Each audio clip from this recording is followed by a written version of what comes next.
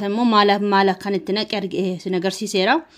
Kuno baay'ee uf jedhaan firfir jedha jechuudha. Banarifadha jarjarun ko mali romke uniga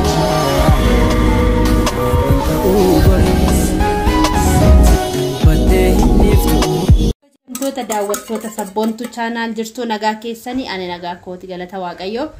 Guyyaa irraa keekii hojjechuutti jira. Keekiin akkamittiin akkan hojjedhu keekii sin agarsiisuufani engado hojjedhee jira jechuudha. Duratti kan hojjedhu tokko inqulaalii lama godheera kunu akkuma argitani inqulaalii sirriitti naan rukutachuudha akkasittiin haala kanaan rukutama inqulaaliin isa booda sirriitti rukutachuudha. Keekii hojjechuutti jira.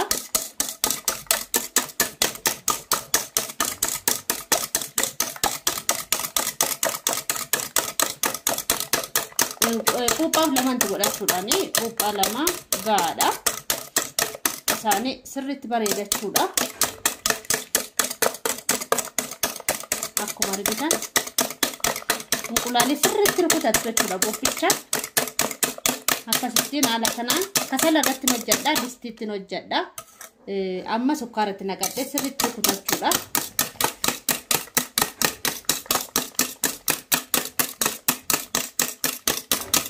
Kuno sukkaaras amma na fidadheera jechuudha. Kana tokkoon itti naqa. Akkuma argitan kana tokko daakuullee amma itti naqu nan beeka jechuudha. Isini yeroo hojjettan amma makatti gootanii ilaaluu qabdu jechuudha. Akkasini bareeduuf akkuma argitan kana kuno jechuudha. Sukkaara amma itti godhadheera. Isa sirriitti rukutachuudha sukkaaraa fi inqulaalii kana. Kuno sirriitti rukutamachuudha.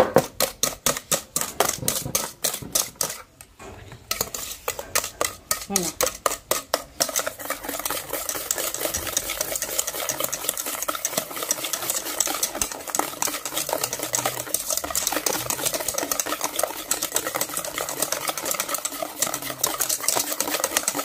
akkasitti haala kanaan rukutama. Argitan miti kana akkasitti inqulaalii isaa sirriitti rukutamnaan waan tokkollee fooliin inqulaalii akka fooliin isaa baduuf inqulaalii isaa sirriitti puuphaa isaa rukutachuu qabdu jechuudha. Puuphaa inqulaalii inni sukkaara afaan inqulaalii tokkotti dhiifama naa godhaa puuphaa jedhama jechuudha. Kun akkuma argitan kan sirriitti rukuteera.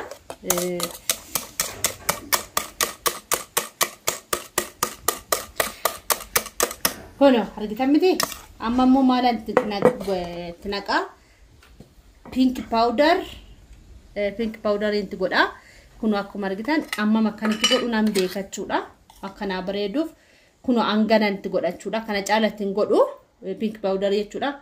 Bifa gadarii irshoo xiqqoo shittan godhadha. Irshoo ittiin godhachuudha. Akka kofnaa jedhuuf sirriitti kof jedhachuudha. Irshoo kuno maankaa ammanaattan godha. Argamuka kuno maankaa ammanaattan godhachuudha. Ittiin baay'isuun barbaadu keessaa akka dhamdhamni isaa akka keessaa beekamuun barbaadu yoo itti baay'ate dhamdhamni isaa keessaa beekamaa jechuudha. Haala kanaan keekii hojjedha jechuudha. Keekii baay'ee tokko mi'aa bifa bishaan naaf fide qurquraa sana naaf fide bishaan xiqqoo shittan itti godhaa zayitii tan godhaa. Zayitii amma fideetti godhu sin agarsiisa zayitiillee amma itti godhu fidadheera ittiin godhin bifa qola bishaan xiqqoo shittan itti godhaa. Kun akkuma argitan faana rukuchuudhaaf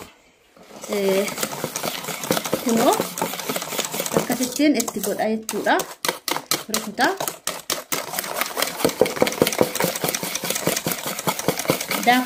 daakuu samman itti godhu sin agarsiisa. Haala kamiin akka bahu sin agarsiisa. Keekiin kun jechuudha amma zayitiin itti godha jechuudha. Zayitiin fideetti naqa.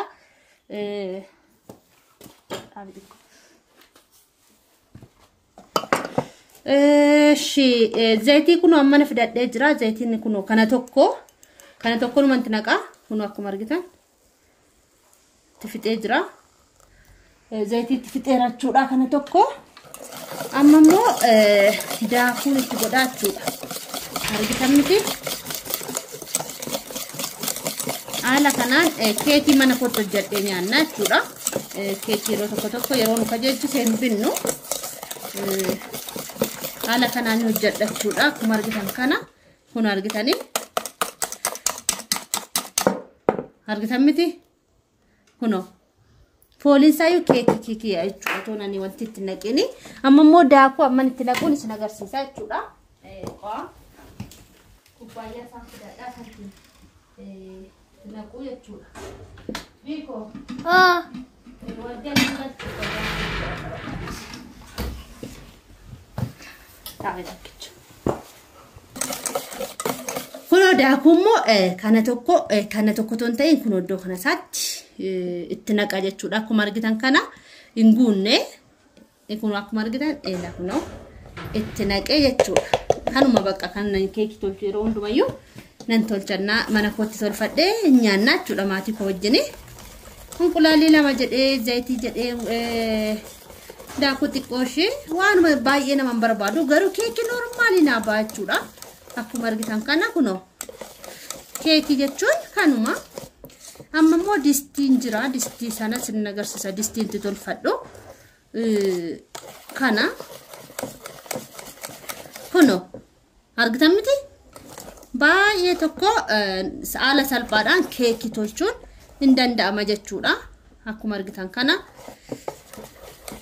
manuma kottaa guyyaa sanbataa buna naan danfisu keekii sana buna maatii wajjin naan dhugu ollaa waamee ollaa wajjiniin kana buna qursi buna godha jechuudha. Akkuma argitan kana har'a guyyaa sanbataati xiqqoo wal bira haasofna jechuudha. Kunoo maatii wajjin jechuudha. Warreen qe'ee ollaadhuma. Kunoo akkuma argitan liixii isaallee kunoo keekii yeroo hojjetamu argitu yeroo baay'ee tokkuma jechuudha. Argitan miti? Daakuu isaa warri bitanii beektan jirtu.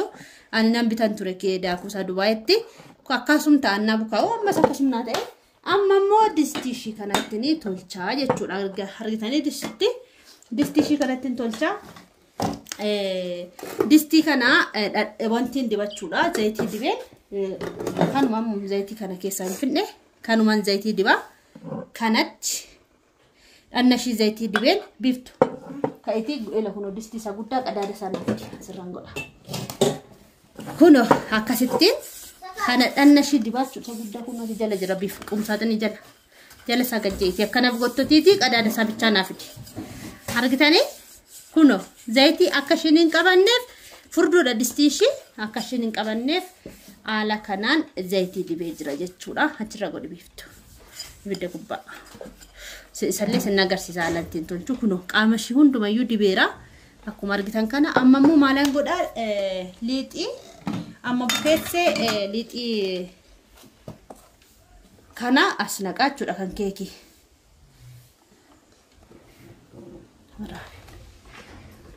Argitan miti? Kunoo haala kanaan eenyu ta'ee jira jechuudha. Akkuma argitan kana keekii noormaalii hojjedhee jira jechuudha. Sinin agarsiisa. Kunoo amma immoo akkamittiin akkan tolchu isin agarsiisa. Maal irratti ibidda irratti akkan gubannetti dhaabame xiqqoo. Kunoo kun ibidda akkuma argitan kana kun ibidda. Ibidda kanarraa akkan gubanneef maalan kaasee ta'e. Qadaada kana lamaan irra kaa'ee akkana duraan gubannee fi haaluma salphaadhaan waan isin qabuun dhabe gu'o'ee jira waan ta'eef jechuudha. Sinin agarsiisa. Ibidda irratti maandajaa irratti tolfadhaa jechuudha. Daqiiqaan itti irra kaa'u kunoo akkuma argitan kana kunoo kanarratti tolcha jechuudha. Achiin immoo ishii xiqqoo kana qadaadam distiiti ishiinis kan ammoo akkasitti irra kaa'aa jechuudha. Kanammoo hela liixii immoo asitti akkasitti irra kaa'aa isa booda akkam ta'ee akka ba'u isin agarsiisa jechuudha. Akkamitti akkanaaf ol kof jedhee dhufu isin agarsiisa jechuudha. Na duukaa tura. Kunoo akkasitti hin banamu keekiin akkanumatti irra tura jechuudha. Hin banamu. Keekiin bayee jira kunoo baay'ee tokko namatti tola.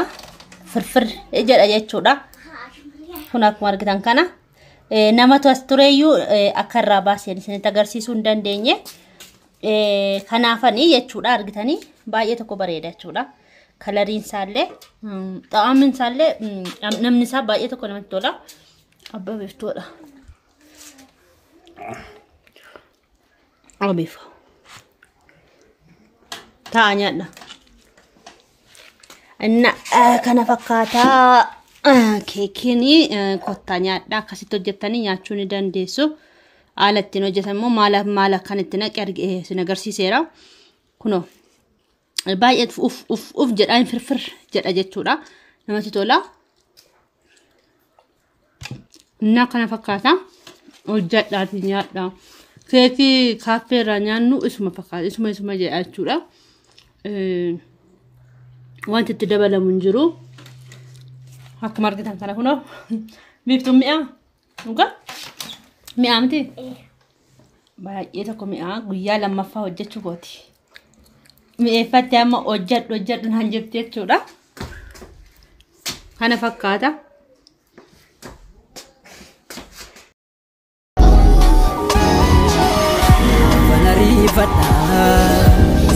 Jarjarun ko mali rom ke uniga